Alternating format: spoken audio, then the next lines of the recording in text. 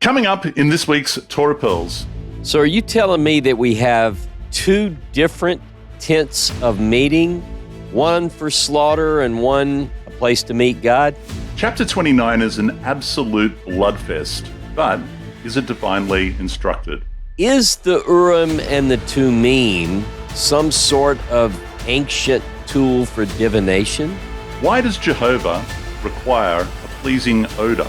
How much oil is required to make a Messiah?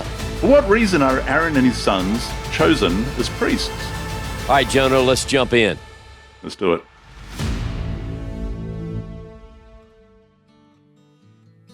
G'day, dear viewers, and thank you for your company once again here on truth2u.org. That's truth number 2, letter U.org. I'm Jono Vandor, and joining me from the Horeb Institute in Louisiana is, of course, Ross Nichols. G'day, mate. Hello, Jono. How are you, my friend? I am doing very well. Of course, it is time for Season 3 of Torah Pearls, and we are in Tetzaveh. Now, we've just done Terumah. We're in Tetzaveh. We're flying through this thing, Ross. Rolling through the priestly stuff. Rolling. And this is a very different one. Once again, it takes a turn, and we're going to be highlighting some of this. But before we kick off, Ezra, our AI critical scholar, is with us. Will you give us a summary of Tetzaveh? Tetzaveh is primarily focused on priestly matters, detailing the garments of the high priest, the ordination rituals, and the perpetual light in the tabernacle. From a critical academic perspective, this portion is a rich text for exploring the priestly P source within the documentary hypothesis. Most scholars agree that Tetzaveh is part of the P source, characterized by its emphasis on cultic practices, priestly authority, and ritual precision. One controversial aspect is the elevation of Aaron and his sons to the priesthood. Critical scholarship often views this as a retroactive legitimization of the Aaronide priestly line, possibly at the expense of rival priestly groups like the Levites. The P source, likely composed during or after the Babylonian exile, may have been consolidating religious power by emphasizing Aaron's role, thereby sidelining other traditions. Another intriguing issue is the Urim and Thummim, the enigmatic tools used for divination. Their inclusion alongside such elaborate priestly garments suggests an early form of oracular practice, which seems at odds with later prophetic traditions that downplay ritual divination. Scholars propose this might reflect a tension between priestly and prophetic authority, with the P source preserving older practices while subtly reframing them within a more controlled, institutionalized priesthood. The instructions for the perpetual light, the Ner Tamid, also spark critical discussions. Some scholars suggest this reflects a shift from older, more localized practices of worship to a centralized, controlled ritual system.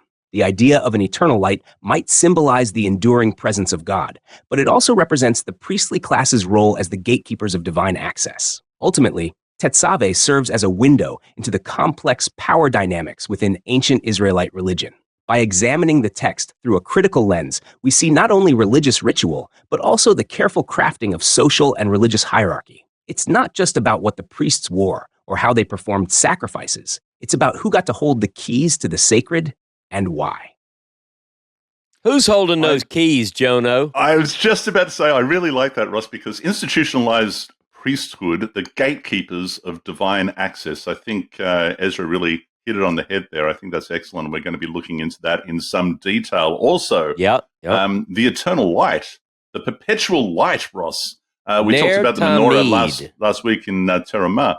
But yeah, that's right. That's it. And we kick off with that. It starts with that in chapter 27, verse 20. It says, "You shall further instruct the Israelites to bring clear oil of beaten olives for lighting, for kindling lamps regularly." So we know a little bit about olive. Hey, olive I oil, was don't we? I was gonna ask you when I was preparing my notes. We went sometime back to witness the manufacturing on a previous Tanakh tour of what is called Galilee green olive oil, and we met with our friend Shmuel Veffer, and I mean it was really kind of a cool deal. And I don't know, I still use that olive oil. Yeah, I still use that olive oil. Galilee green, if anyone wants to know. Galilee green, very, very high quality, really nice people, and a fascinating factory. We went through there and watched how they harvested and processed the olives. And turn it into the olive oil. And this is no doubt the quality of olive oil that they would have used in the temple. And this is what is instructed to bring. And then the next verse, Ross, is just a little bit odd. And I think that the next verse, let's see. Ezra touched on that. Chapter 27, verse 21. Let me read it. It says, Aaron and his sons, Ross, shall set them up in the tent meeting, outside the tent of meeting, outside the curtain, which is over the ark of the pact. I've got here the ark, to burn from evening to morning before the Lord. It shall be a dew from the Israelites for all time, throughout the ages, forever and ever. Amen.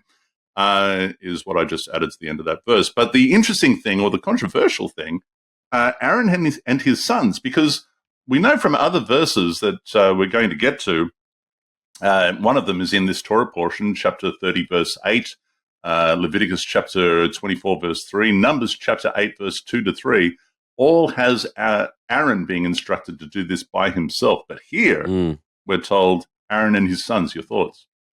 Well, I tell you what, can I jump to a point right before that, before we get into Aaron and the boys? Because it's interesting. As you said, look, we're about to be just hammered with information on Aaron and the boys. But one of the things I wanted to look at in 21, how it begins, in the tent of meeting, without the veil, which is before the testimony, the tent of meeting. And the reason that I'm highlighting that is because the tent of meeting, you say, what is the tent of meeting? Now, Hebrew, it's Ohel Moed, the tent, the appointment tent, or the meeting tent. It's where God is going to meet there with the people. And that phrase appears 146 times in 140 verses. But the question is, what is the Ohel Moed? Is it the tabernacle? In many, almost without exception, that's what it generally is. But there's a competing tent of meeting that a lot of people might not know about, Jono. Can I read a note from our good old Jewish study Bible? Go ahead. Listen to this. This is the note from the Jewish study Bible, Exodus chapter 33. So I want to go there. Now, it's jumping a little bit ahead. That's all right. Let's do it. But it's very worth it, I think. Exodus 33, and this is the note on verse 7 through 11, if I'm not mistaken. Yep, and it's called the tent of meeting, moved outside the camp. So let me first read the verses 7 through 11. Now Moses would take the tent, and I'm reading from the Jewish Study Bible here. Take the tent and pitch it outside the camp at some distance from the camp. It was called the tent of meeting, Jono. And whosoever sought the Lord would go out to the tent of meeting that was outside the camp. Whenever Moses went out to the tent, all the people would rise and stand, each at the entrance of his tent, and gaze after Moses until he had entered the tent. When Moses entered the tent, the pillar of cloud would descend and stand at the entrance of the tent while he spoke with Moses. When all the people saw the pillar of cloud poised at the entrance of the tent, all the people would rise and bow low, each at the entrance of his tent. The Lord would speak to Moses face to face as one man speaks to another, and he would then return to the camp. But his attendant, Joshua, the son of Nun, a youth, would not stir out of the tent. Okay. Now, the reason I went to that long, lengthy section is because this is not the tent of meeting, the tabernacle, which is later in priestly literature going to be central to the camp. In the very middle of this is outside the camp. Notice it makes a distinction. Called the same thing, but listen to this footnote. As a consequence of God's refusal to abide among the people, Moses moves the site for communicating with him outside the camp and resumes his dialogue with him. Since this tent is also called the tent of meeting, scholars consider it a part of a variant tradition found also in Numbers 11, 16 through 30, Numbers 12, 4 through 13, Deuteronomy 31, 14 and 15, which sees the tent of meeting not as a sanctuary or a place of sacrifice, as does B, and it gives the references, but purely as an oracle site.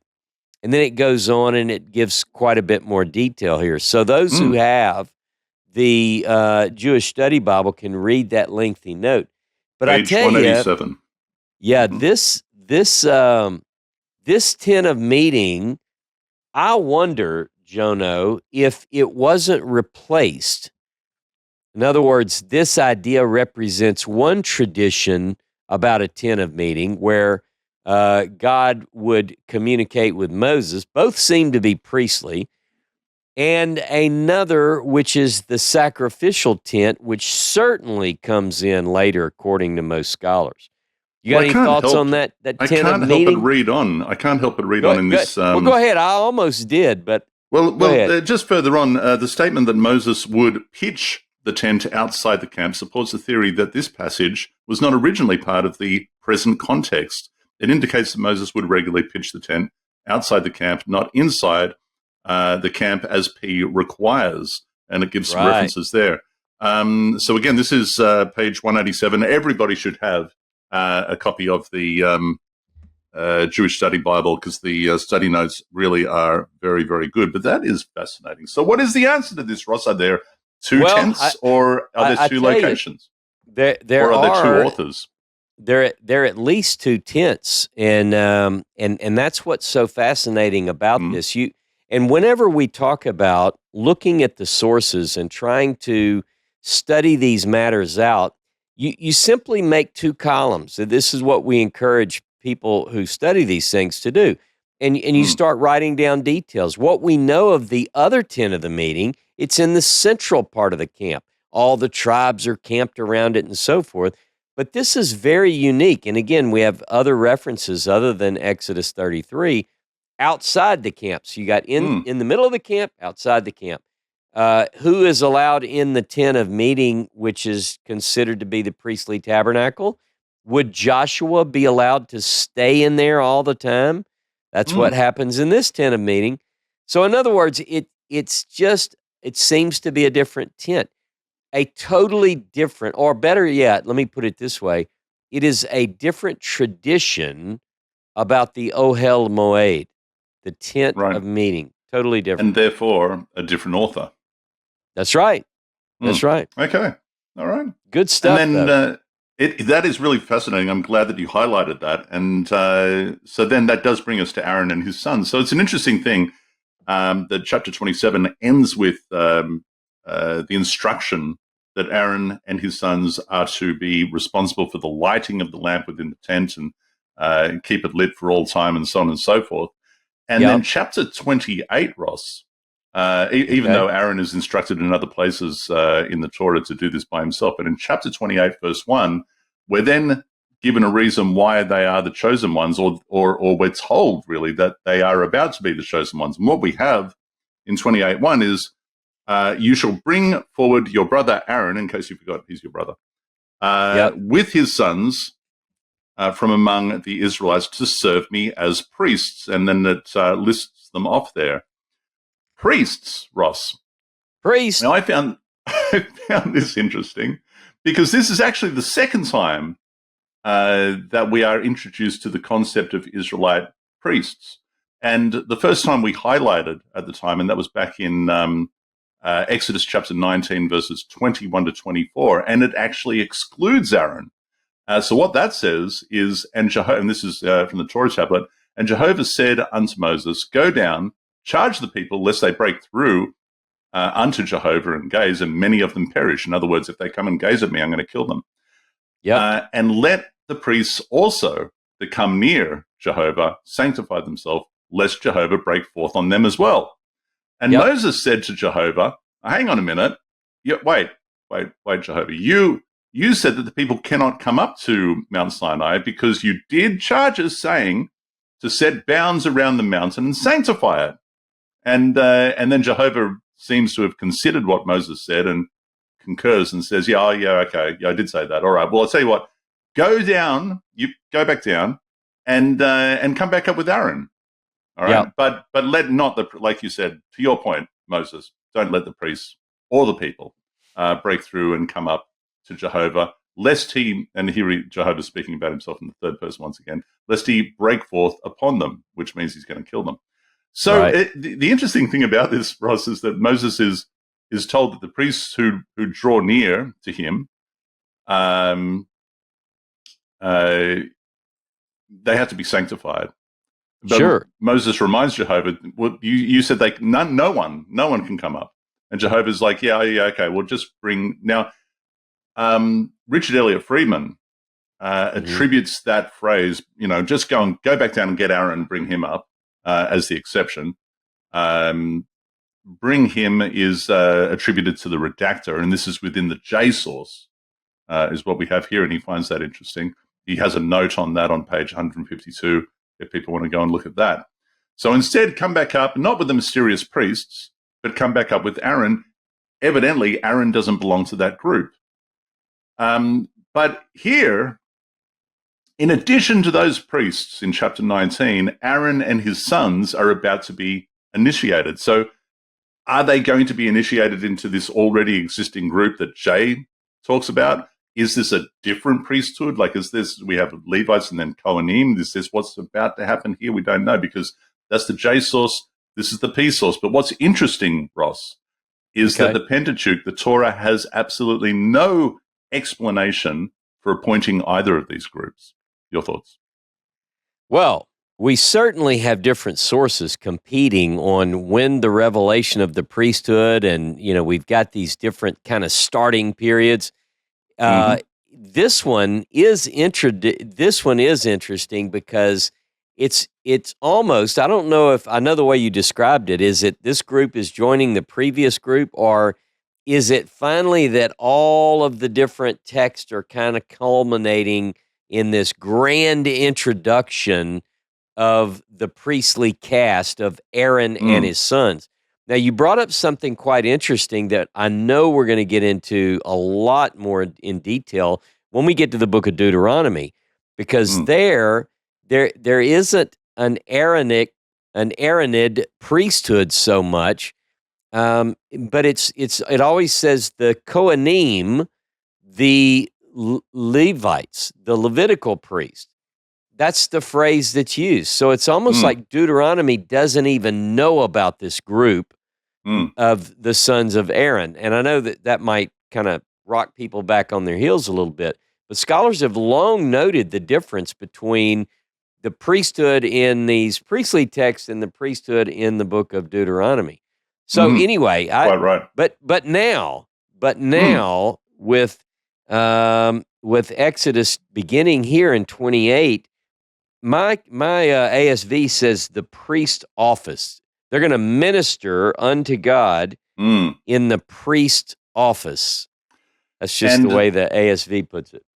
And that office and the costumes and all the bits and pieces thereof is what we're about to get into the nitty-gritty of. And before we do that, I want to just sort of dig down a little deeper into the whole priest concept, because as you and I have discussed a number of times on shows past when we're talking about the Moses Scroll does not necessitate a priesthood. There is nowhere to put a priesthood. And what would they do if you had one?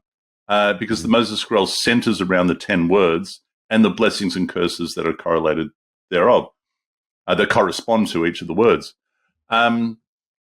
So it brings us back to the question of, and not only does it not necessitate a priesthood. I mean, people are saying, yeah, but aren't Levi there in the Moses Scroll? And yeah, Levi is there, or rather, the Levites are there. Yeah, and it is Dershowitz that points out that the Moses Scroll treats the Levites differently to the way it references the other tribes. It doesn't seem to recognize Levi as a tribe, or rather the Levites. It doesn't seem to recognize them as a tribe. It seems more to categorize them as perhaps, Ross, those who accompany. Would that be fair, do you think?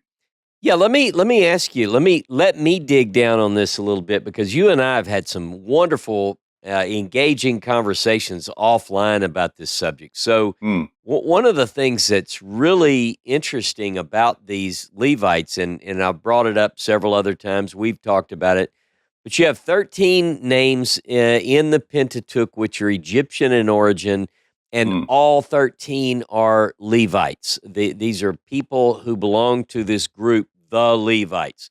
So who are the Levites? And does the name give itself away? If Levi at least sounds like or is approximate to a Hebrew word which means to join to, could it be that originally, now I know we have patriarchal narratives about the birth from Leah and Levi, I know that. But what if there is a competing tradition that this group known as the Leviim are really outsiders who join to the tribes? Could that be? I mean, is that kind of what you're thinking? Right. Well, that's exactly what I'm thinking, Ross, actually. And so it is stand to reason, to your point, that over successive centuries, I think, following the liberation of the Israelites from Egypt, that the category of the Levite morphed into, it would seem, a powerful tribal priestly status. But of course, and you speaking of 13 names of the Levites, you have this morphing of a people outside of Israel that are accompanying Israel that have taken on this status of priests and now want to be recognized as a tribe, but they don't have any tribal inheritance in the sense that they own land, right? So this creates a problem on two counts because now there's 13 tribes, right? Yeah. Contrary to shared recollection of the history of the actual 12 tribes. We're going to be talking about that in chapter 28, That's verse right. 10 in just a minute. So the solution to both of these obstacles, Ross, was to create narratives. And if you've managed to convince people that you are the priestly class, then you're in a winning situation. It's sort of like today, whoever the press, the media decide they want to win a particular election and they don't want the other one to win a particular election, they get together and they push the narrative of this one good, this one bad, and they have the power to influence the people. Well, if you're the priestly class, all you need to do is spin a narrative, one to bring the two tribes, under a parent category, right? In this case, the Joseph narrative serves this purpose, and the second to supply a reason for priestly status in a way that explains the general absence of land ownership, right? And this is why the Pentateuch contains two competing lists, to your point, two competing lists of 12 tribes, one that includes Manasseh and Ephraim, the other one that includes Levi and Joseph. And this is why why this disjointed introduction to the concept of a priesthood won't quite be reconciled until after the golden calf incident. So it is, and you alluded to this earlier on, it is working its way to sort of solidify the concept of a priesthood or the legitimacy of a priesthood and all this sort of stuff. But it's an unexplained introduction to that class. Go ahead. And one thing just to kind of add into this mix as we're thinking about it, at least at some point in the history of ancient Israel, this group, the Levites, came to possess the authority or receive the authority to control the holy things, right? So not only the objects, but the actual written material. And so you sort of once you control the written material, and you kind of drive the narrative then. Yeah. Absolutely. So what we're about to see, and what this Torah portion really is a divine justification narrative. It's a divine justification narrative. It's writing for an already existing institution, right, and the implements thereof. So this stuff is already established. They're already using it. They're already doing it. They just want to back it up with Mosaic and authority and divinely imparted instruction from Jehovah. And this is what we're about to get into here. Yep. So introducing Jono, this is what we're getting ready to do. Aaron and his sons, who will, over the course of biblical history, become the only sanctioned and sanctified group who possess the authority given by God to administer in the holy things. And in other words, outside of that group, for the rest of the time in the Bible, in fact, people know this almost, even if they don't know the Bible that well, they will tell you almost without exception that if you're not a descendant of Aaron, you cannot function as a priest. And so that basically the old story is the victors write the history. So ultimately, if they're the ones controlling the pen, all right. There it is. Right. Now, are you going to talk a little bit about the holy clothing, the glory and the beauty? And go on, tell us about the costume. We've got a new, brand new costume for this set. Go. No, I tell you, I just when I look at the text, when I read through, there's several lengthy sections here that talk about the glory and the beauty. Verse 2 of 28 about these holy garments. They're holy garments, Jono. They're set apart for Aaron, your brother, talking to Moses, for glory and beauty. For whose glory and beauty, Ross? For whose glory and beauty? This is, I mean, really, as the saying goes, Ross, follow the money. Really shows you who motivated this text. Yeah.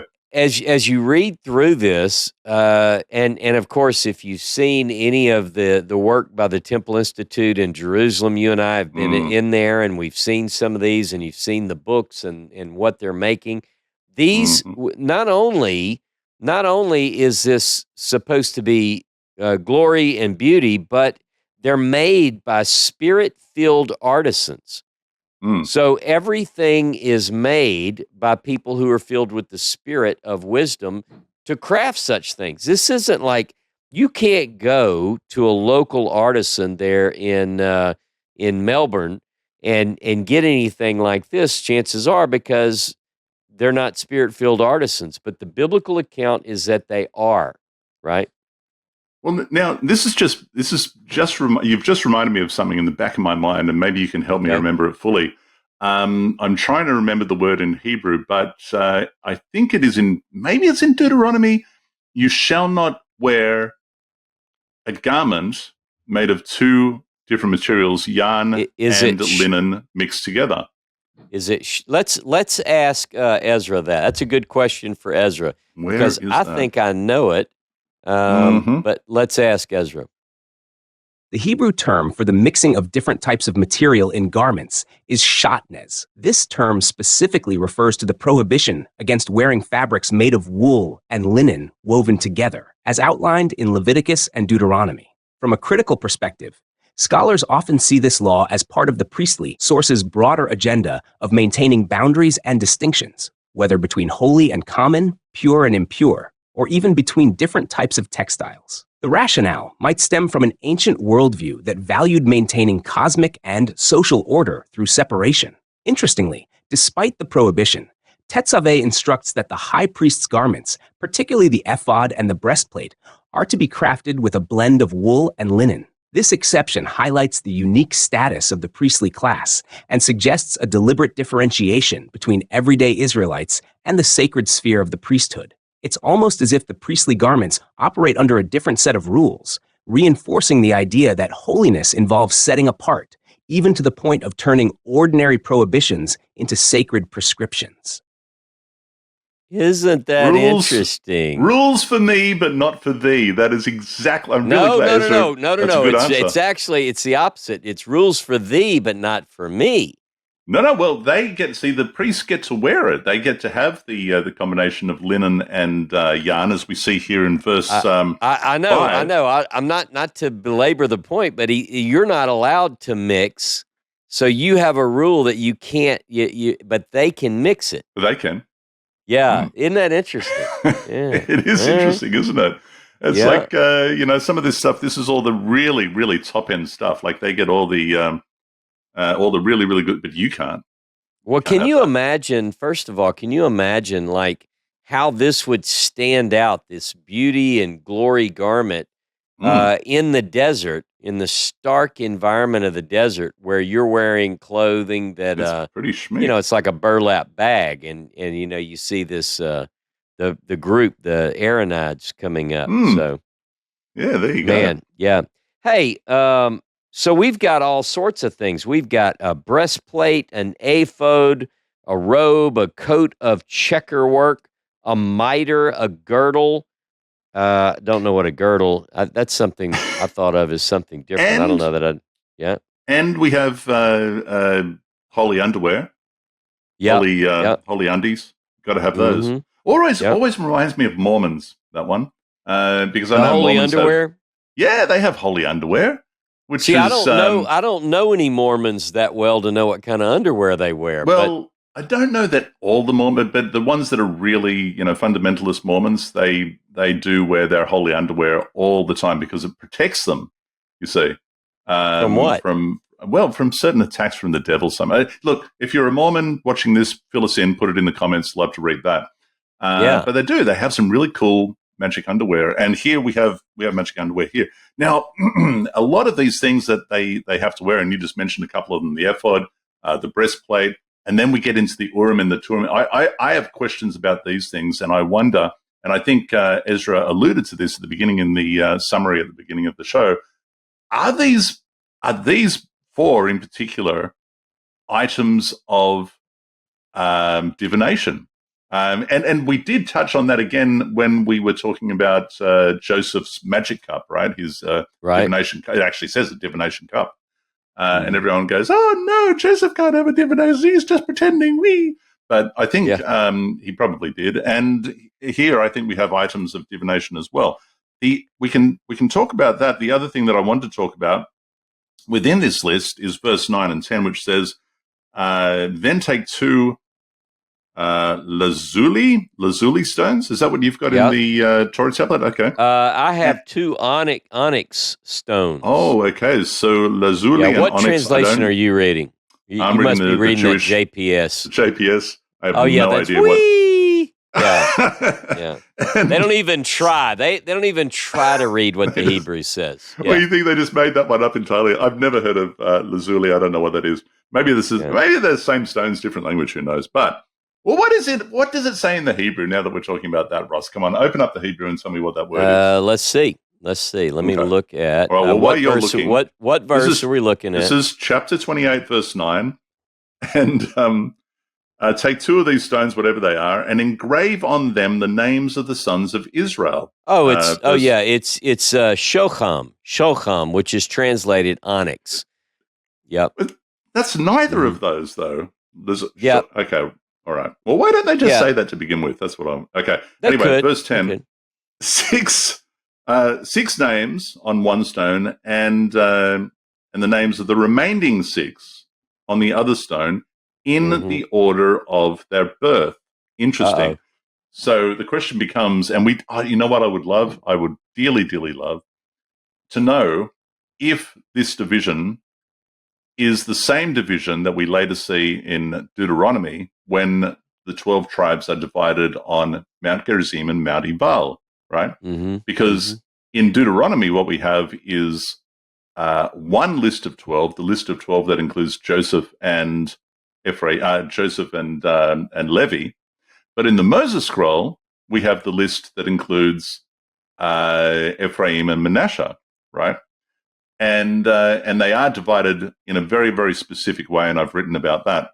Right. Here, we're just told, put 6 on one, 6 on the other, in the order of the birth. We don't know which, Is it the order of the birth to Jacob? In other words, just in order of their birth? Or is it in order of their birth to their mothers? And then how are they divided? Because that's the way that it's represented in the Moses scroll. Right. Fascinating stuff. Thoughts?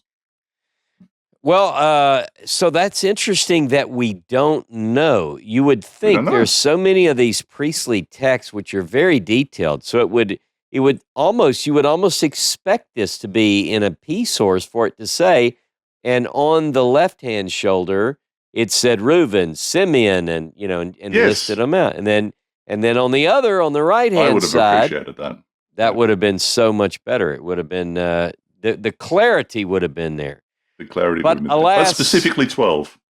Yep, but alas, we're not given that. So we don't know which of the different list, but we do know that it has to do with the 12 tribes. And one of the things that we see in this particular Torah reading is the mention of the 12 tribes. Did you want to jump to that, or you want to catch that in a minute? No, go ahead. Yeah. I would just bring it up. Most people who study the Bible know that the biblical writers tell us a lot about the 12 tribes. And yet we're drawing out some interesting points about which list do you go by? What are the 12 tribes? And then here's an interesting fact for you, Jono. You may know this. As far as I know, the phrase 12 tribes of Israel is only found 4 times in the Hebrew Bible. Yeah, that's 4 probably times. about right. Yeah. And it's Exodus 24:4, Exodus 28:21, Exodus 39:14, and then not again until Ezekiel 47 and verse 13.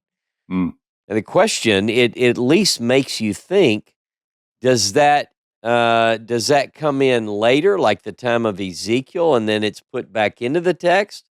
In other words, where do we get this, and why is the number and the list of names, why do we see these differences? I don't know. Interesting. It just makes me think. I don't know. Now, listen, can we ask Ezra just to give us some clarity on the ephod, the breastplate, the Urim and the Thummim? I mean, what are these? Are they implements of divination? Let's see what he says. Great question. The priestly garments described in Tetzaveh, particularly the breastplate of justice, or breastpiece of judgment, the ephod, and the Urim and Thummim, have intrigued scholars for centuries, not just for their ritual use, but also for their possible connections to ancient divination practices. The breastplate of justice, Hoshen Mishpat, was a highly ornate piece worn over the ephod, featuring 12 stones representing the tribes of Israel. The term justice, or judgment, Mishpat, suggests a role in decision-making, which aligns with its connection to the Urim and Thummim. These objects, placed inside the breastplate, were likely used for divination. While the exact method is unclear, most scholars believe they might have functioned like lots, or possibly as binary objects, like yes-no answers. The ephod, meanwhile, is a bit more mysterious. It seems to have been both a garment and possibly a ritual object in its own right. While the ephod described in Tetzaveh is specifically a priestly vestment, earlier references in the Hebrew Bible, such as in the stories of Gideon and Samuel, suggest it may have had independent cultic significance. Some scholars argue that the ephod might have originally been an oracular device, perhaps even linked to the practice of casting lots or other forms of divination. When we consider these elements together, it's reasonable to view the high priest's attire not merely as ceremonial clothing, but as a toolkit for accessing divine will. The inclusion of the Urim and Thummim in the breastplate essentially turns the high priest into a mediator of divine judgment, blurring the lines between priestly ritual and prophetic divination. From a critical perspective, this may indicate a historical transition. Earlier, more popular forms of divination might have been absorbed and institutionalized by the priestly class. By embedding these tools into the high priest's garments, the priestly source could be seen as reclaiming and legitimizing oracular practices within the controlled setting of the temple, effectively merging older traditions with the emerging centralized priestly system. Yeah, well, I won't argue with that. What are your thoughts? Well, I tell you, I wanted to give a couple of verses to go with this excellent description by Ezra. Here are a couple of passages that we don't have much. Like, how do you use the Urim and the Thummim? And by the way, it's almost like, did you ever have the game show? Give me cool stuff in the Bible that we no longer have for 1,000, Alex. You know, I mean, the Urim and the Thummim, where is this? I mean, the Ark of the Covenant. Where are these things? We don't have any of this. Okay, but here you go. Numbers chapter 27, verse 21. But he shall present himself to Eleazar the priest, who shall on his behalf seek the decision of the Urim before the Lord. By such instruction they shall go out, and by such instruction they shall come in, he and all the Israelites, the whole community. Now, look, let's do one more in 1 Samuel. because we get a little bit of an idea of how this is, sort of like it mentions sort of like lots. Now, I'm going to read from the JPS this time because it's the Jewish Study Bible, and like you, I love it. Okay, so here it is, 1 Samuel 14, verse 41. Saul then said to the Lord, the God of Israel, show Tamim. Jonathan and Saul were indicated by lot, and the troops were cleared. And Saul said, cast the lots between my son and me, and Jonathan was indicated. And then the last text is in 1 Samuel 28. And we'll just look at that because it really does. It's sort of like, it kind of reminds me of an 8-ball, like a magic 8-ball. I mean, it's a program, but it's even more simple. It's a yes or no. Show me Urim, show me Thummim. Is it a black and a white lot? We just don't know. Okay, so here it is, 28 and 6. 1 Samuel 28, 6 says the following. And Saul inquired of the Lord, but the Lord did not answer him, either by dreams or by Urim or by prophets. So it is sort of an oracular device. Kind of, I think we know, but do we really? So again, it's one of those things that we don't know much about. The Bible doesn't give us that much, but it appears to be. It's almost like drawing straws, you know. Yeah, it's either one or the other. Not very sophisticated. Maybe not. But it's interesting how Ezra puts it. I think he referenced it as a toolkit of what did he say? A toolkit of priestly. Let me see. A little bit further up. Oh, a toolkit for accessing divine will. Yeah. Yeah. Okay. Yeah, I like the way he puts it. Okay. Chapter, one of the things that I really I like, and I look at it every time when I go to the old city. If I could find, because I do like the Hoshen, the breastplate, you know, that with the different colored stones. I think it's really nice. If I could find one that looked, I don't know, how do you say, just masculine, a little bit like I found rings and they just look a little feminine and, you know, but maybe something I would wear, a medallion, you know, just because I think it's cool. I think it's bright and it's colorful. I thought you had one. No, I don't have one. If you find one of these, that's what I'm looking for. It's got to be kind of big. I don't want to wear something dainty and small, but maybe we'll be there in November. Let's see if we can find you something. Yeah, help me find one. All right, but not that I want to do tricks with it. But by the way, I mean, some people say, have you ever heard this? That they would light up sort of like, what's that game where Simon Says where you have to hit the different colored panels? My understanding is that this is a rabbinic explanation. I don't know if this comes from the Talmud, if this is a midrash or whatever, but I've heard that when the high priest would ask God a question or whatever it might be, various stones would light up and reveal the answer or something. And then there's other explanations that say, in fact, it may even talk about this in this Torah portion, that each stone stands for a tribe, because we have 12 stones, right? But I don't think we know which stone specifically is which. I don't think it says. Correct me if I'm wrong. But I've heard all of these things. I don't need one that does anything fancy, is what I'm saying. But yeah, yeah. Fine. All right, I'm ready. I'm ready to move. I was just going to say 28. I have questions for you on this. This is chapter 28, verse 41. It says, "Anoint them, consecrate them, and sanctify them, that they may minister unto me in the priestly office." Ross, anoint, consecrate, sanctify, ordain. I think another translation will say as well. What do you got? Yeah, I tell you, this idea of anointing that comes out in the priestly literature, not only do we bring forward the Aaron and his boys to be the ministers of God, but they're going to be messiahs, if you will. And this is something that I want to really kind of focus on just for a moment. Of those, consecrate, clearly, to set apart, to make them holy. but they're going to be messiahs. Now, a lot of people, when they think of the Messiah, they think, Jono, as you and I both know, they think of a king, but that's later. In the Pentateuch, in the Torah, there's no mention of a messianic king. Now, I know some people are going to say, yes, it is, Deuteronomy 17, verse 14 through 20. No. First of all, that's late. I can show you where that comes in the time of Samuel at the earliest. It certainly it doesn't go to the time of Moses. But be that as it may, the Pentateuch knows nothing of a Messiah, an anointed king. It's always a priest.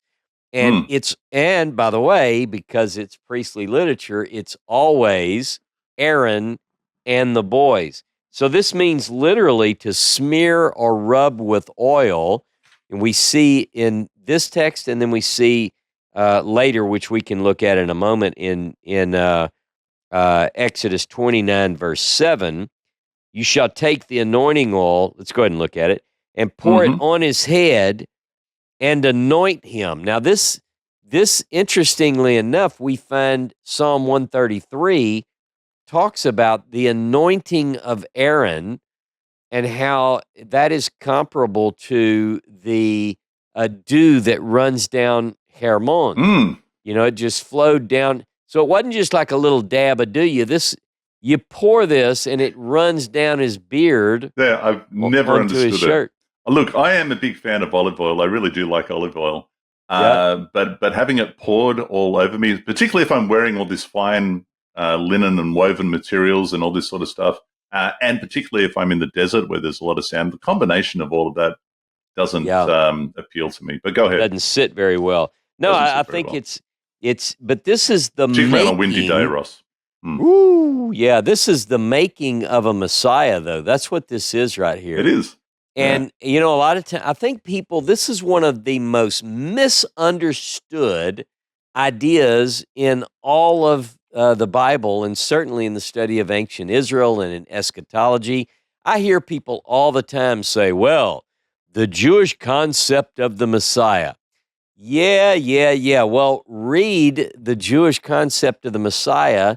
All of that stuff is late. If you look at the biblical text, there is not that much, as we know. I mean, it's just, I think it's probably the most misunderstood idea in all the Bible. So, but yeah, it's, you put the oil on the priest, you set this person apart, and they become the Messiah. That's it. That's the Torah's Messiah. There you go. Well, let me say, I should add, it's not just about the priest, because we also have Messiah crackers, anointed crackers in this very Torah reading. And we have, what else is anointed? We have other things. We have furniture that's anointed. That reminds me of a phase that I went through in my, you got to laugh at yourself. No, I don't want to tell it live on air, but I mean, everyone goes through phases, right? As you learn, but in the Hebrew roots, if you like, a phase of coming out of New Testament belief and into a more, I don't know, Tanakh orientated. But on that journey, and so many of the people that tune into us can relate to that journey. But I remember going through an anointing phase. The phases that you go through, my goodness. Anyway, all right, keep going. No, but just to let you know, and I will say that we've all been through some of those phases, and I will say this: there is something healthful, HELTH, healthful, about anointing one's body. Olive oil has plenty of benefits. I still use olive oil. So anyway, so don't just because you walked around and go ahead.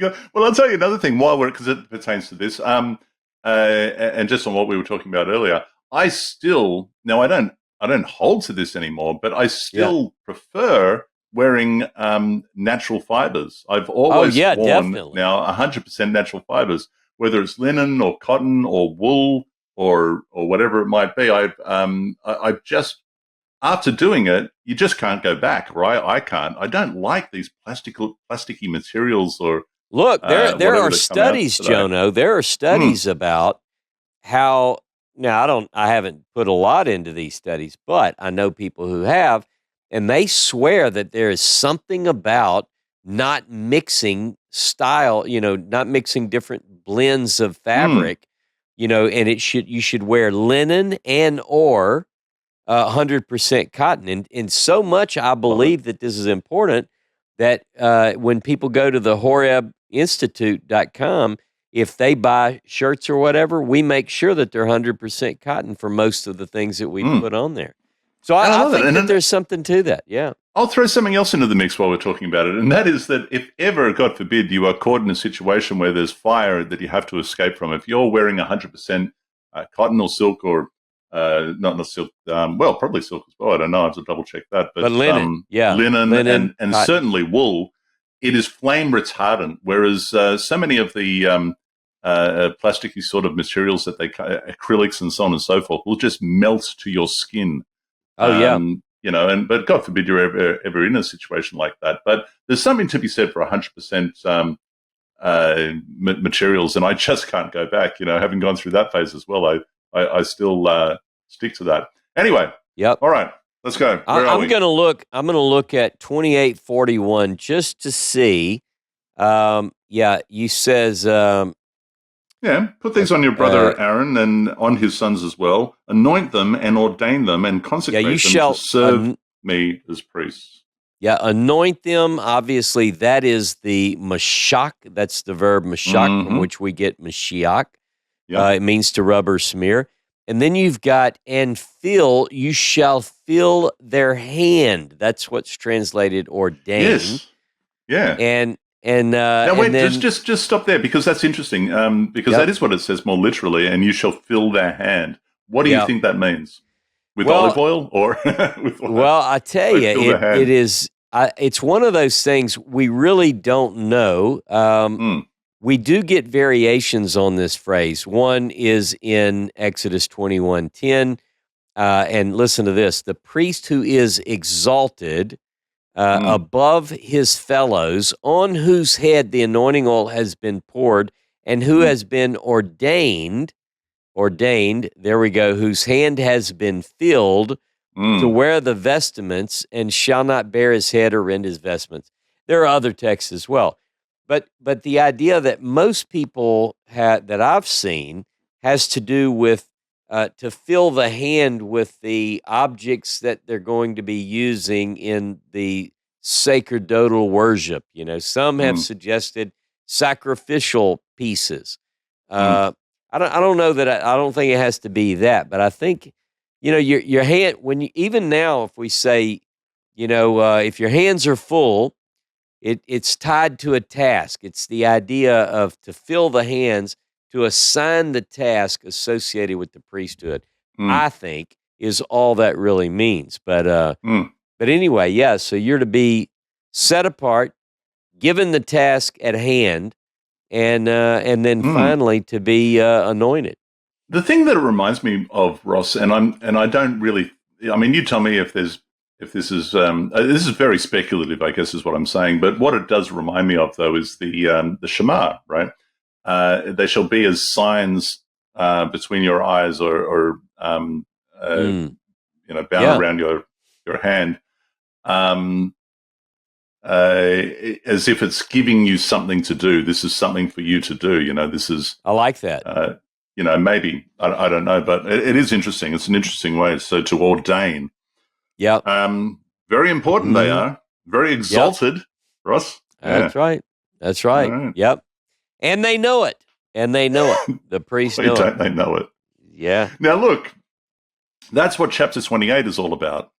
And again, when you read this and then you go and read the Moses scroll, you just go, where would you put all this stuff? This is so foreign to that. But it's about to get even more foreign, because once we get into chapter 28, my word, Ross, we take a dramatic change, a dramatic turn into the morbid world of what appears to be the rituals of a bloodlust cult.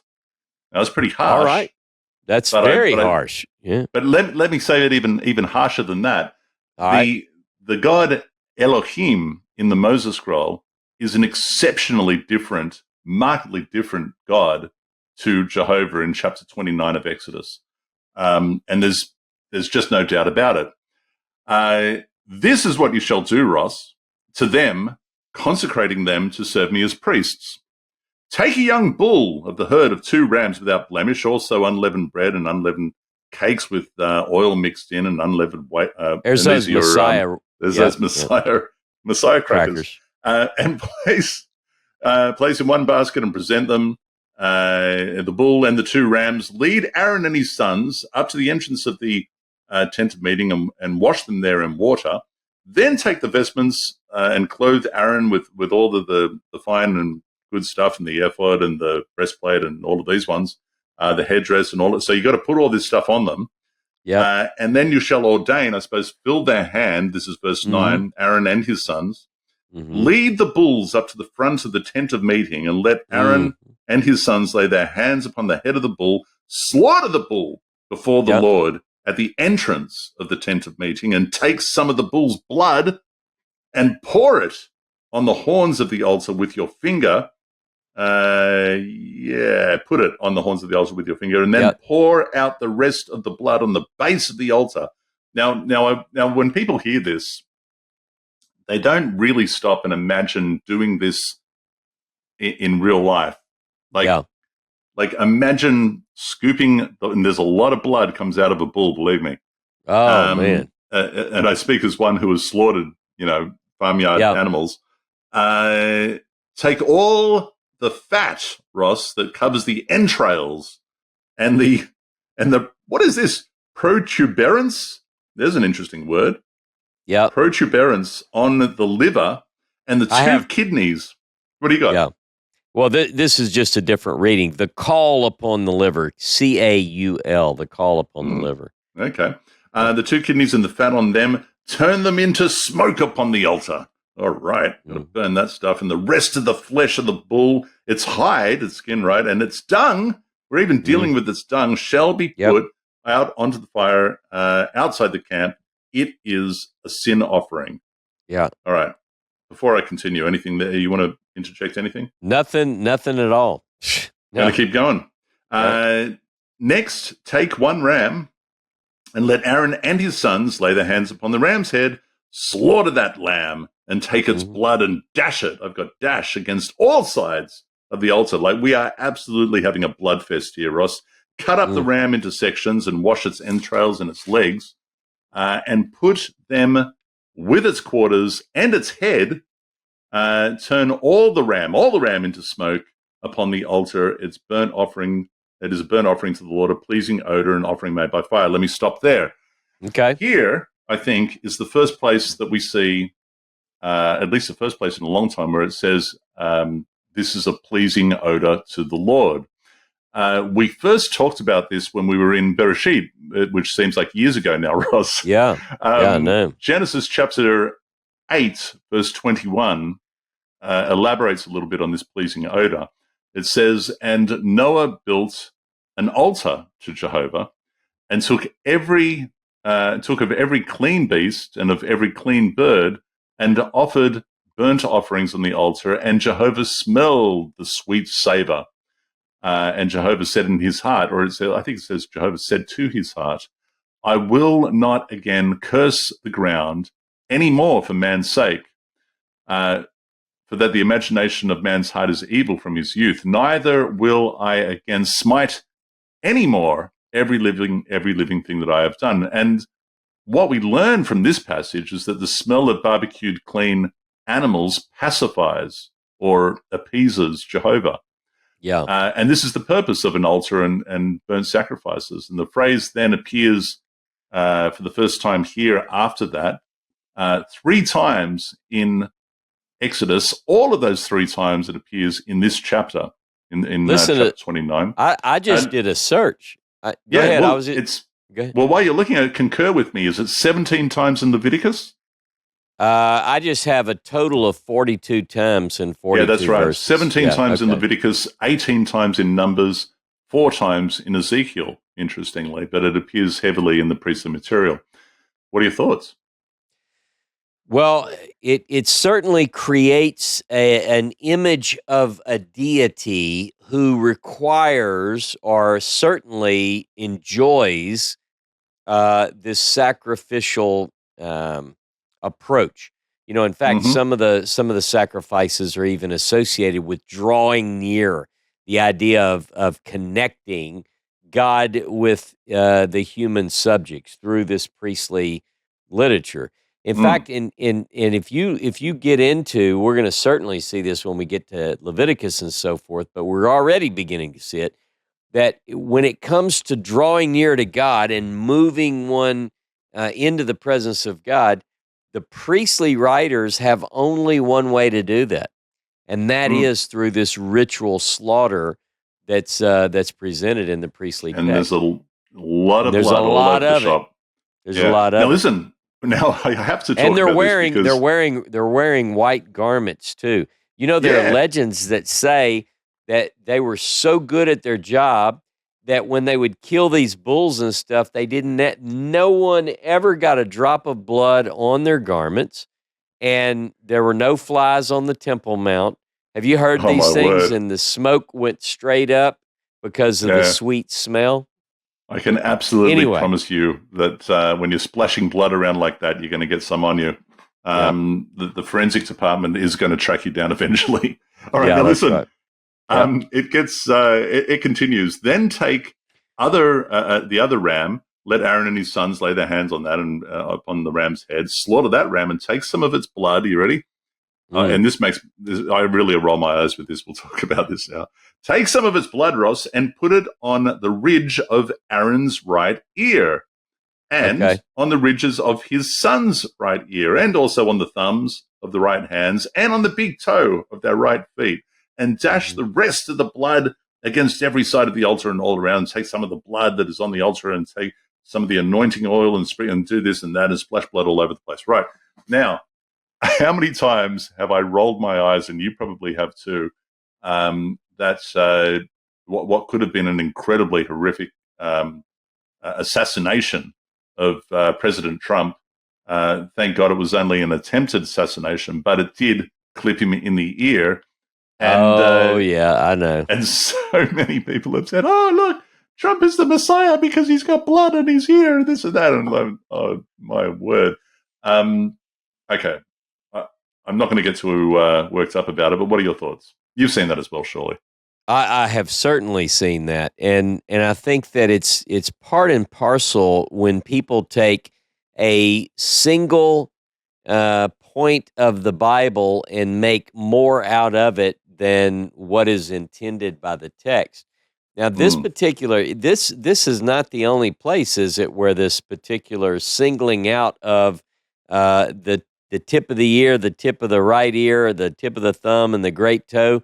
This is not the only text with this in it, is it? I can't remember off the top of my head the other, but Uh, uh, yeah, I think go we ahead. have it elsewhere. I think we have it in But Numbers as well. But yeah, go ahead. but either way, this is yet another ceremony which is tied to the priestly writer.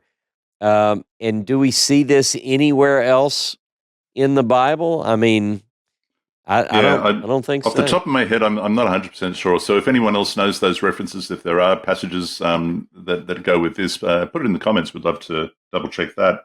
Yeah, but I don't But think it's I don't think it qualifies somebody to be a messiah, so to no, speak, if you get shot it in the doesn't. ear. But now think about this, though. Take some of the blood of a sheep or a ram and a bit here and a bit there and a bit there and a bit there. And this is God saying, yeah, I want some of that. Put some on there, put some here, and on that toe in particular. No, that toe. Yes, Yeah. good. That pleases me well. Well, Again, Ross, I'm just saying it's a very different God, an extremely different God, deity, yeah. what we're reading here to what we read in the Moses scroll. Go. Certainly, and the thing about it is, it's almost in the States. I know where I'm from, and I'm not a hunter, but people who do hunt, one of the ways that they take some, a kid kills his first deer. A lot of times they have some kind of little strange ritual where the the parent or the uncle or whoever takes a kid hunting will put some of the deer blood on them. You know, it's sort of an initiation. I remember watching rite. that in Yellowstone. Yeah, I remember watching that in Yellowstone. Yeah, that's right. That's right. And I thought, is that really a thing? It is really a thing. Must you do that? Okay. But interestingly enough, so this is an odd thing for sure. But the priestly literature, I mean, again, it's totally different, not only from the Moses scroll, but it's different than what we see in Deuteronomy even. Deuteronomy doesn't have any of this. Deuteronomy knows nothing of this ritualistic tabernacle. In fact, we don't even have reference to the tabernacle in the book of Deuteronomy. And again, we have competing ideas about this Ohel Moed. One appears to be a tent that Moses would set up outside the camp. The other is this ritualistic slaughter place that's set up in the midst of the camp. Yep. So, what's the deal here? Well, what is the deal? And that is the question. And so what is the purpose of it all? And we actually have an answer supplied at the end of the chapter. And what it says from verse, let's say from verse 42b, it says, "For there I will meet with you, and there I will speak to you, and there I will meet with the Israelites, and it shall be sanctified by my presence. I will sanctify the tent of meeting and the altar, and I will consecrate Aaron and his sons to serve me as priests. I will abide among the Israelites, and I will be their God. And they will know that I am Jehovah, their God, who brought them out of the land of Egypt, that I might abide among them. I, Jehovah, their God." Quite emphatic. And it reminded me, of course, what does the Moses scroll say about that? And it's an interesting thing because the 10 words kicks off with Anochi Elohim Elohecha, who liberated you from Egypt. And here is each of the 10 words that I'm giving you, and he signs each of them off with, "I am Elohim, your God." And that's all there is. And he gives it to them for the purpose that it may go well with them in the land, that they might be blessed and they may observe these 10 things, that it might go well with them. Here, it's and you've got to have all of these ones and this, that, and the other, so that you can serve me as priests. And it's a total misdirect, Ross. And let me just say, because I know that the traditionalist, the fundamentalist, the apologist would say that this is God's intended way. But look at this. Here's the thing. Well, it's most certainly Jehovah's intended way. That's. I mean, this is his text. This is Jehovah's text, and it certainly claims to be divinely imparted by Jehovah. Go ahead. According to the priestly writer, I would agree. But what we see, though, is we see that this entire priestly narrative is not something which, first of all, it doesn't exist today, and it hasn't existed for 2,000 years. And apparently, if we read the biblical text, it wasn't consistently done even in the biblical period. So it makes one wonder, and the material becomes suspect. When we see that these, and ultimately, they will not hurt and destroy in all my holy mountain. There won't be sacrifices. There's so much that makes me not think that this is the original idea. Or the ideal. Yeah. I 100% agree. And you know what it reminded me of? And it doesn't actually appear, I was hoping that it would. You'll remind me where this is. But of course, it reminded me of the red heifer. And we've done programs on this before. Oh, yeah. Because every now and then, maybe once a year or so, people get all excited. Numbers 19. Yeah. Numbers 19. People get all excited about the red heifer. And are we going to get this cow and kill it and turn it into ash on the altar and then I was just interviewed. I just did an interview. What's the latest? Yeah. What's the latest on that? So our friend Larry Borntrager, by the way, is current. He's doing great. In fact, he's watching over. I was thinking of Larry the other day. Yeah, he's watching over the red heifer at biblical Shiloh. Remember, they had 5 of these red cows. Is he really? Yes, yeah, he's there. Is he going to be there in November? I don't know. We can find out, but he might be. I'd love to catch up with Larry. But get this. So 5 from Texas were brought in to Israel, and they said, sure, these are them. These are the 5. These are the red heifers. This is it. We've got it. We're going to bring about the redemption and bring the Messiah, Jono. One of these is going to be the perfect one. Well, anyway, long story short, a young a person who, I guess just a reporter, is doing a piece on the red heifer in this whole story, and he found a show that I did, a Saturday morning study I did on the red heifer. And he watched it, he liked it, he called me, and we did about 2 hours of interview the other day. So I'll let you know when it comes out, but I don't know. But anyway. Well, that's great. No, I'd love to see that. Love to catch up with Larry. And of course, I'm just thinking about it now. Why was I thinking of Larry? Because Daniel, g'day, Daniel. Daniel sent me something about the copper scroll. And I thought, yeah. And that reminded me of Larry, because Larry's into all this stuff, right? This is Larry's gig.